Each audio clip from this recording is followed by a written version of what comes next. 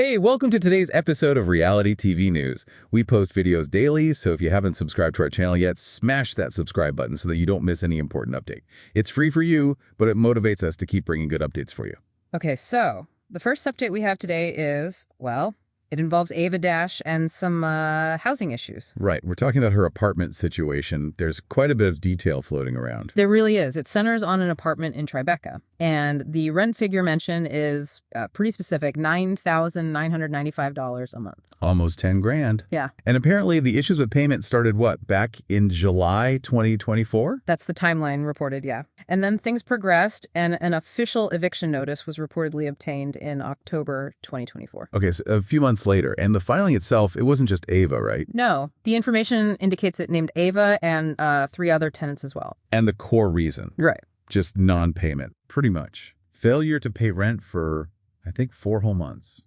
Plus, there was an extra bit towards the 5th month, something like $3,872 and change. Right. So the legal documents basically said, they stopped paying rent when they were supposed to. Defaulted, yeah. Defaulted on the payments, and then kept living there without permission after that happened. Which is why the landlord, understandably, asked for a warrant to, well, remove them. So fundamentally, it boils down to that sustained non-payment of rent, according to what's being reported. Which naturally leads you to ask, okay, how does her father, Damon Dash, fit into all this? Yeah. If at all. And that's where things get interesting, because there seems to be a direct line drawn in the information we have. It pivots right from the eviction details to Damon Dash's own financial situation. Yeah, specifically referencing some pretty candid admissions he's made recently. Exactly. There's this quote highlighted where Damon Dash apparently said something like, "I've had to start a new company from scratch without any money to start it with." I'm like a proud broke, but it ain't broke because I have things to show for it. It really illustrates the challenges he's publicly acknowledged. And it's not just the quote. There's also this major financial event involving the sale of his stake in Rockefeller Records. A huge deal. Selling his 1/3 share of, a legendary label. And the reason given. Reportedly to settle a lawsuit debt, it seems someone, an anonymous state representative, apparently paid $1 million for his share back in November. $1 million, Yeah. which, sounds like a significant chunk of change. It does, but the immediate clarification is about where that money actually went. It wasn't just like cash in his pocket. No, exactly. The information suggests state officials plan to use most of it to cover Damon Dash's outstanding state tax debt. Okay, so taxes first. And then on top of that, a pretty large slice, $193,000, was reportedly set aside for child support payments. And the thinking is that's likely owed to his ex-wife, Rachel Roy, Ava's mother. That seems to be the connection made, yes. Which is key because it demonstrates that even though $1 million came in, it was already spoken for. Existing obligations, not, fresh capital. And then there's the whole reality TV angle to consider, too. Right, because Ava Dash is currently on a show, Next Gen NYC. Starring alongside other people with famous parents, like Gia Judy Shea and Ariana Bierman.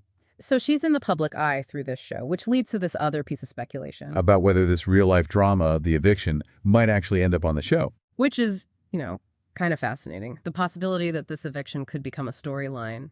Apparently, there was a teaser trailer for Next Gen NYC. Yeah, and it included a shot of an eviction notice stuck on a door. Ah, and given the timing of Ava's reported eviction, which would line up with when they were likely filming. The suggestion is that this teaser probably relates to her situation, even though, the names on the notice were blurred out in the clip. Next update we have about drama from the Valley. And yeah, this involves Jax Taylor and Brittany Cartwright's separation. Some pretty intense stuff coming out, especially from Brittany, about Jax spying on her. Right, this update really focuses on her claim that Jax used cameras in their rental home to watch her. While he was in rehab, that's the detail that jumps out. She said he knew exactly what she was wearing, wear red shirt, jeans, specifics like that must feel incredibly violating. Absolutely. Brittany called it a manipulation thing that he does. Said he acted like he saw her with some guy at the rental, even claimed someone nearby was watching her for him. Wow. And how did he even get access? Well, according to Brittany, he found the cameras when he stopped by the house to get clothes. She apparently didn't know they were there or active. Okay, but Jax has his own side to this, right? What's his defense? Yeah, the sources lay out his perspective. He basically said he was in a bad place, feeling stuck in rehab with just his phone, and asked, who wouldn't look? Kind of a justification attempt there. And then he tried to turn it around, claiming Brittany did the exact same thing, looking at cameras at their marital home while she was at the Airbnb. Okay, so Brittany admitted checking those cameras, but her reason was different. Exactly. She said she was checking to see if girls were walking in or out because she thought he was lying about having people over. Plus, she mentioned still paying bills there, all their photos everywhere. Right, and that she'd already caught 2 other women in the house before. So that context clarifies her motive from her point of view. Man, it just illustrates such a breakdown of trust. Using cameras or perceived surveillance? Intense. And then there were those DMs Brittany got. Oh, yeah. The sources detail those awful messages, screenshots from multiple different women, all claiming they had hooked up with Jax. And Lala Kent recalled a particularly disturbing one. Yes, a photo message. A woman in their bed, apparently, with a picture of their son, Cruz, visible in the background. Just awful. That really brings to life how personal and painful this must be. And Brittany made a point about the timing, right? She did. She clarified these messages came before Jax knew about her brief thing with Julian Sensley.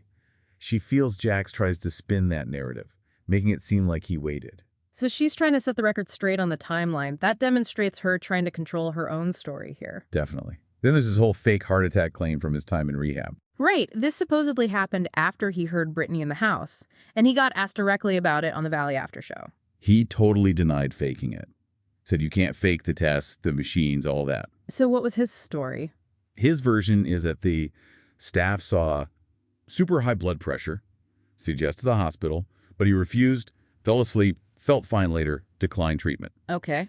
And he denied manipulating the facility, or nurses called that crazy, but did admit, he's been known to manipulate some people. And Brittany has a counter story to that, too. Yeah, based on what their therapist apparently told them later.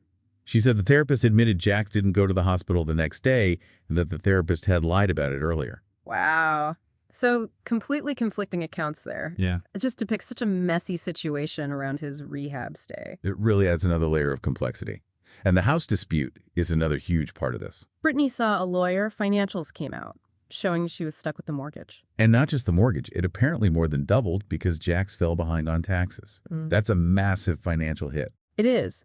But Brittany seems really determined to handle it. She said on her podcast, the farmhouse isn't for sale anytime soon. Yeah. She's hustling, wants to keep it for Cruz, calls it my house, feels very proud. She's taken over everything. Loves it, she said. Good for her. Meanwhile, Jax got a condo near Tom Schwartz. Right. And his reason for stopping the mortgage payments initially? He told Jesse Lally he stopped when I found Julian. And he even said, I hope the house goes into foreclosure. That's harsh. Extremely. Though the source does note he later told Jesse he'd settled it and paid it all off. So who knows the current status for sure. But his opinion on Brittany needing that house, that was something else. Yeah, telling Jesse Lally it needs to go on the market said, no woman needs a 5-bedroom house with 7 baths. You are a woman with a child. Get something like a 3-bedroom that's manageable as a woman.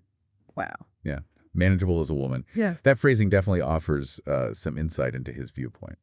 Okay, moving from that turmoil to hopefully some happier news from the same show. Next update we have about another star from the Valley. This is about Jasmine Goode, right? And her wedding plans with Melissa Marie. Exactly. They had that sweet double proposal in Italy last year. Melissa went first, then Jasmine a few days later. Love that. So, wedding details? Sources say it's set for next summer in New Jersey. They're both from there, want it close to friends and family. Makes sense. And the guest list. Andy Cohen got an invite. Definitely invited, Jasmine confirmed. She did say, though, that while she initially expected all the Valley castmates to come... Before season 2 aired. Right. She admitted that might have changed after everything that went down this season. Which, yeah, probably understandable. Any hints about the bridal party? Bravo faces? She teased, maybe, and mentioned Zach Wickham helped her pick out the engagement rings. Nice. And is it going to be on the show? She said she's open to it being filmed for Bravo, so maybe. She did joke they're a bit slow with planning, a little behind from normal people. Huh. Planning a wedding, potentially for TV, sounds about right. Good luck to them. Okay, let's head down south for the next one. Next update we have about the Real Housewives of Atlanta. Right. The drama continues between Drew Sidora and her estranged husband, Ralph Pittman, even as their divorce, which started way back in early 2023, is ongoing. And a big flashpoint has been these rumors about Drew dating Black Tatted, or Black. Drew keeps saying they're just close friends. But according to the sources, Ralph has been a, quote, significant source of those rumors. He's been really vocal on social media, especially X. Making some pretty bold claims, like Drew is dealing with Black sexually and trying to get back with me. Yeah, and he even dragged the show into it, claiming most of the things you saw on TV was fabricated.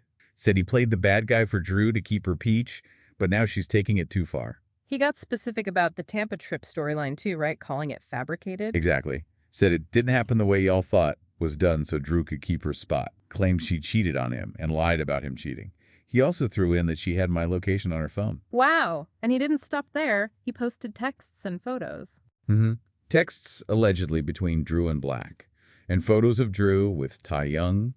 The sources describe those photos as showing them looking pretty affectionate, posing together. And the texts themselves, the sources describe them using terms like baby, saying I love you and miss you, talking about family. That definitely complicates her just friends narrative. It does. And Ralph putting all that private stuff out there just demonstrates how intense this public battle has become. And wasn't there that accidental reveal from Porsha Williams too? Ah, yes. During a confessional interview, a producer asked how she knew about Drew and Black. And she blurted out, Dennis McKinley told her, then immediately regretted it, asking them to take it out. Right. That little slip certainly poured more fuel on the fire. So how did Drew respond to all of Ralph's posts? She commented on an Instagram story about it. Something like, he really trying to earn his peach today, huh? And she pushed back on the fabrication claims. Yeah, specifically about Tampa. Said her producer wouldn't fake a storyline, and that the producer was actually the one who found out Ralph was in Tampa and told her. Man, it just illuminates this whole struggle for narrative control when a breakup happens so publicly, especially on TV.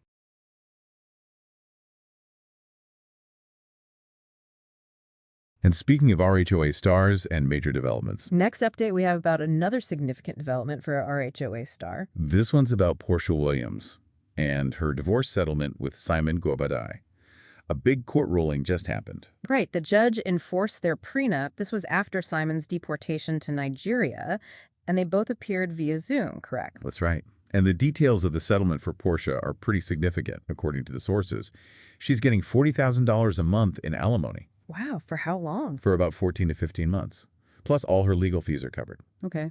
And what about assets, the Rolls Royce? She gets ownership of the Rolls he bought her. And the situation with the marital home, the $7 million one, is interesting. It was his premarital asset. But Porsha has until 2027 to decide if she wants to live there or sell it. Exactly. If she decides to stay, she'll need to refinance and buy out his 50% equity. But here's the key part. Until she decides, over the next few years, Simon has to pay the property expenses. Including the mortgage payment. Including the mortgage. So she gets breathing room to figure out that huge decision without the immediate financial pressure. That's huge. The hearing itself sounded like a marathon 9:30 a.m. to 7:00 p.m. Yeah, a full day. And sources noted no direct interaction between Porsha and Simon during it. And Simon's reaction afterward. Reportedly walked away pissed. Suggests he wasn't happy with the outcome. Seems that way. Sources say he's looking into appeal options. He's got 30 days. Remember, Porsha filed for divorce back in February 2024, only 15 months after they got married. Such a short marriage, ending with this major legal outcome. Okay, let's head further south. Next update we have is about the Real Housewives of Miami. RHOM Season 7 is coming, and Lisa Hochstein shared her thoughts at the premiere. Yeah, her divorce from Lenny Hochstein finally went through last November after starting way back in 2022. She's with Jody Glidden now, and Lenny's reportedly engaged again to Katharina Mazeppa. So what's Lisa's vibe for this season? She described it as adulting, trying to be cordial and friendly with everybody because that's what adults do. A conscious effort, sounds like. How are things with Larsa Pippen? Previews hinted at drama. Lisa said it's okay between them right now. But she did acknowledge that seeing what people say behind the scenes when the episodes air can be, triggering. Totally understandable. What's she looking forward to viewers seeing? She really wants people to see her come out on the other side, see her flourishing, being better than ever, feels she's grown, is in the best place with her new company split well, her kids, health, her guy. Good for her. She acknowledged some people wanted her to fail, too. Yeah, she knows not everyone was rooting for her. But the big positive update was reconciling with her ex-mother-in-law, Maureen. Oh, that's lovely. Lisa sounded happy about it. Very. Hopes it continues forever, said Family First. And Maureen shared her side, too. Said it happened at a grandkid's birthday party after years of not seeing Lisa. Wow. Maureen decided it was time for the kids' sake so they could have a grandma and mom who are friends, not an enemy. Said she feels Lisa is like a daughter after 15-plus years. Called the reconciliation wonder. That really brings to life why they did it. For the family. What did Lenny think? According to Maureen, he just told her to make it nice. Understated.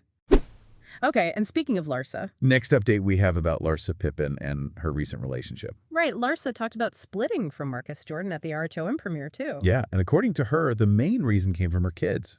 They basically told her, stop getting back together and breaking up and just get off the ride. Oof. She said that made her realize she needed to get away from the situation for herself and her family, even though they were super in love starting in 2022. Why did it end, from her perspective? She said she saw a side of him that just didn't align with her values.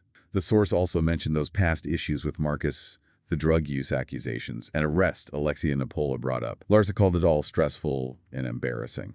And his behavior after the split sounds like it was rough. Larsa said he sent really bad messages to her and her friends, said hurtful things. Which impacted her friendship with Lisa, right? Because Lisa was seen with Marcus. Exactly. Larsa was mad at her about it. Felt like if she tells a friend someone is toxic and she's moving on, the friend should respect that boundary. Makes sense. She also mentioned Marcus being caught with another woman. Yeah, entering his home. Larsa felt that should have been a clear sign he wasn't trustworthy. And the texts he sent, she told Alexia they were threatening. Really threatening text messages at the end is how she put it. Yeah. She even read one out, allegedly, from Marcus, basically threatening to get her back when she least expected it, not caring about the impact on her family. That's chilling. Seriously concerning. Absolutely. Larsa said her reply was just, then stop reaching out to my friends. And she had to block him from everything because it would never be over. Wow. And she connected this back to Lisa, asking Alexia if she'd be okay with someone threatening her family, reminding her how she testified for Lisa against Lenny and Katharina Nolick. Yeah, basically questioning Lisa's loyalty given how toxic she felt Marcus was being. It vividly depicts the fallout. Okay, shifting from Miami drama to a health update from Beverly Hills. Next update, we have about a health update from a former Real Housewife of Beverly Hills. This is about Teddi Mellencamp, updating on her cancer battle via her podcast, 2 Teas in a Pod with Tamru Judge. Right. And this comes as she recently went public with a new relationship during her divorce, facing some backlash online for dating while ill. So what was the health news? She had an MRI recently? She did. Said she was nervous because the headaches that led to her diagnosis had returned. Oh, no. But the results? Some good news there. Doctors said the tumors have not grown at all, and maybe are even shrinking. That's great. A relief, surely. Well, yes and no. She said she's in the 1% range of improvement, but it's still stage 4 cancer. Right. It's not a cure. Exactly. She admitted she didn't feel that huge sense of relief she'd hoped for. She thought maybe they'd say it was a miracle, cancer gone. Yeah. And she addressed the online hate she's getting. People criticizing her for fostering a dog, for dating, saying things like, the only thing she should be worried about right now are her kids and staying alive. Just awful stuff. Tamru had something to say about that, didn't she? Oh, yeah. Tamru told the haters to shut the fuck up. Made the point, life doesn't stop because you have cancer. Good point.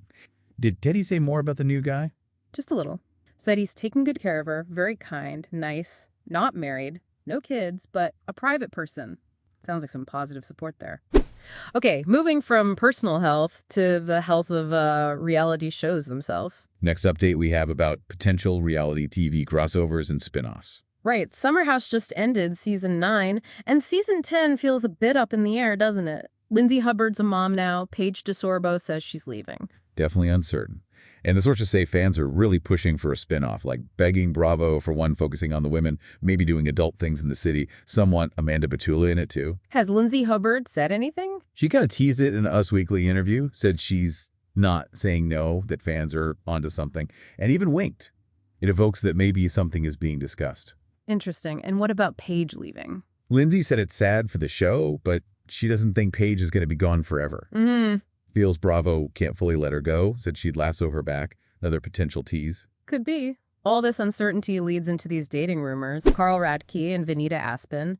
Summer House meets Southern Charm. Yeah, the rumor mill started churning after Venita left a flirty heart-eyed emoji on Carl's Instagram selfie. He was training for the marathon in Astoria Park. And people noticed online. Oh, yeah. Lots of likes, comments like, so here for this. Venita also posted an IG story about finding someone special who makes you feel like music does. Very suggestive. Any actual evidence? Well, the Bravoholic discussed word on the street about them getting cozy, but admitted it was alleged, no proof. But then, talk show lady on TikTok shared a photo. What did the photo show? Carl with his arm around Venita and her hand on his leg definitely adds a visual element to the speculation. It does. And the Bravoholic wants Carl on Southern Charm and Venita at Summer House. Fans are already casting the crossover. Seems like it. For context, Venita had that brief thing with JT Thomas last season on Southern Charm, and Carl's been single since splitting with Lindsay last August. So the timing works. Southern Charm is filming now. Summer House is on break. Interesting possibilities. Now let's look at a housewife using her voice for a cause. Next update we have about a housewife supporting a cause. This is about Margaret Josephs, making a strong statement for Pride Month, even with the show's future kinda uncertain. Right. She posted a video giving a speech at a Pride event in Englewood, New Jersey. What was her message? Really clear and supportive. To my LGBTQ plus friends, family, and community members, my message is simple but clear. I love you and I stand with you. That's great. Acknowledged people might be scared, but said you are not alone, and that lots of people are ready to support, fight alongside, and protect them. And she brought some classic Marge humor into it, too. Of course. Joked about her temper, saying, if anyone messes with you, they're messing with me, and trust me, nobody wants that. Ask my husband and everybody on the show. Huh. And that final line? If you're screwing with the gays, you're screwing with the Marge. Iconic. It really is. Now shifting to a former housewife facing criticism again. Next update we have about a controversial former housewife. This focuses on Kelly Dodd, formerly of RHOC. She's being called out for alleged homophobic remarks recently. Yeah, the source reviewing this didn't hold back. Called her history crass, rude, said she hit an all-time low. The specific incident involved an Instagram story. Kelly posted a photo of a Subaru asking, do all lesbians drive Subaru? Then a follower commented, lesbians or liberals? And Kelly replied, if it's not a lesbo, it's a liberal. oof. Lesbo. Yeah, the source called that term bigoted. Said the comment showed a fragile ego, called the whole exchange juvenile. And the source brought up her past controversies too, didn't it, to show a pattern? It did. Mentioned the COVID comment about God's way of thinning the herd, the drunk wives matter hat that seemed to mock Black Lives Matter. The cameo video questioning pronoun, saying you're either a boy or a girl? Okay. Right, and that old 2016 TMZ video where she said, while intoxicated, I don't like black guys. I don't even know any black guys. Okay, so just to be clear, we're reporting what the source compiled and stated about these incidents. We're not adding our own judgment here. Exactly. Just relaying the information and perspective presented in the source material provided for this deep dive. Impartially. Got it. And how did the source conclude its view on Kelly? It argued there should be a zero-tolerance policy, these things should never be overlooked, and she should always be held accountable. A strong stance on accountability there. Wow, we covered a lot of ground today. We really did.